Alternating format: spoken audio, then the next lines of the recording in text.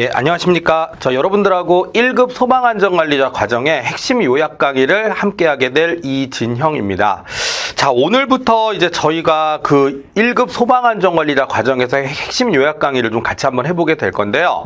자, 이 지금 강의의 특징은요, 이제 여러분들이 안전원에서 이제 이렇게 강습 교육을 받으면서 교재를 가지고 공부를 하셨을 거예요. 그런데 이 교재를 가지고 공부를 하시다 보니까 그 양이 굉장히 방대하단 말이죠. 그래서 항상 공부를 하시던 분들은 어떤 생각을 하냐면, 요거를 좀 이렇게 시험에 나올 만한 내용들을 좀 정리를 해서 우리가 좀 이렇게 다시 한번 듣고 또 이제 우리가 수업 문제를 또 풀고 또 시험을 보러 갈 수 있는 강의가 필요하겠다라고 말씀을 하셔서 그 교재를 좀 이렇게 간단하게 정리를 해서요, 시험에 나올 만한 내용들 위주로 해가지고 저희가 핵심 요약집 교재를 만들게 됐습니다. 자, 그래서 그 교재를 근데 혼자 보시는 것도 좋긴 한데 아무래도 저희들이 그 해설 강의를 좀 해드리게 됨으로써 좀 더 여러분들이 빠른 시간 안에 합격에 좀 이렇게 다다를 수 있게끔 좀 도와드리는 역할을 하려고 합니다. 그래서 지금부터 이제 핵심 요약 강의를 저와 함께 해보려고 합니다. 자, 아무래도 핵심 요약 강의이기 때문에 그 문제를 좀 이렇게 푸는 그 문제풀이보다는요,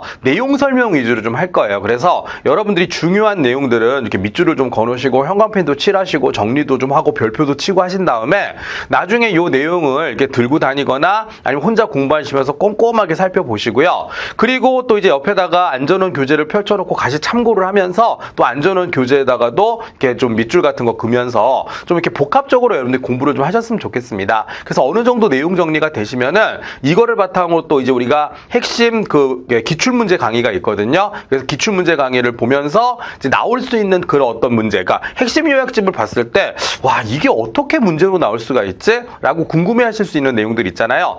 그거를 이제 기출문제 풀이 과정을 통해서 한번 쭉 연습을 하면서 이 내용은 이런 식으로 시험에 나오는구나 라고 하는 걸 한번 살펴보시는 겁니다. 자, 그리고 나서 거기서 이제 숙달이 되면 모의고사도 풀어보시고 하면서 그 내용들이 어느 정도 머릿속에 있거나 눈에 익잖아요. 그럼 충분히 여러분들이 합격을 하실 수 있을 거란 생각이 듭니다. 더군다나 1급 소방안전관리자 과정은 양도 많고 내용도 조금 까다로워요. 그래서 아마 핵심 요약 강의가 여러분들한테 큰 도움이 될 거다라고 생각을 합니다. 저도 이제 여러분들한테 도움을 드릴 수 있도록 노력을 계속 할 예정이고요. 자, 그래서 한번 내용을 살펴보도록 하겠습니다. 아무래도 우리가 소방안전관리자 과정을 이제 공부를 해야 되다 보니까 제일 먼저 나오는 내용은 우리가 어떤 일을 해야 되는지, 그리고 이 소방안전관리 제도는 어떤 건지 그 전체적인 어떤 개괄적인 내용을 살펴보는 게 중요할 것 같아요. 그래서 일단 우리는 제일 첫 번째로 소방안전관리 제도에 대해서 먼저 살펴보도록 하겠습니다. 그래서 그 내용을 보는데, 이 소방안전관리 제도라고 하는 건 사실은 화재 예방 및 안전관리에 관한 법률상에 나오는 그 소방안전관리에 관한 내용이 있어요. 그 부분을 따로 정리를 해놓은 거라고 생각을 하시면 되겠습니다. 그래서 요 내용을 반드시 숙지를 좀 하셔야 되겠고요. 자, 그러면 처음에 어떤 내용을 배우냐면, 우리는 일단 첫 번째로 소방안전관리 대상물의 그 이제 등급에 관련된 어떤 그런 그 내용들 있잖아요. 그걸 구분을 먼저 배우고, 그러면 그런 어떤 소방안전관리 대상물의 소방안전관리자가 될 수 있는 사람은 어떤 사람이 될 수 있는지 선임 자격에 대해서 공부를 좀 해보려고 합니다. 그래서 첫 번째, 소방안전관리 대상물의 구분, 그리고 소방안전관리 대상물 그 선임 자격에 대해서 우리가 한번 살펴보도록 하겠습니다.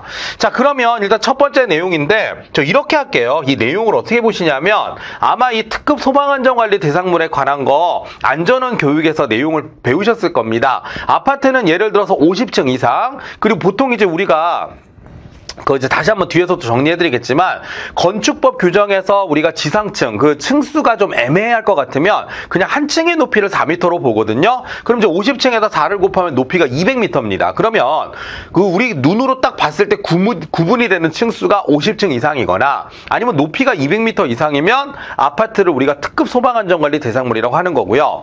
아파트를 제외한 일반 건물, 저는 이제 백화점의 예를 많이 들거든요. 백화점인데 으리으리하게 높은 백화점이다. 아니면 그냥 어떤 사무실 건물인데 의리하게 높은 사무실 건물이다라고 한다면, 그 어떤 경우냐면 30층 이상이고요. 그 다음에 여기다 곱하기 4를 하면 높이가 120m잖아요.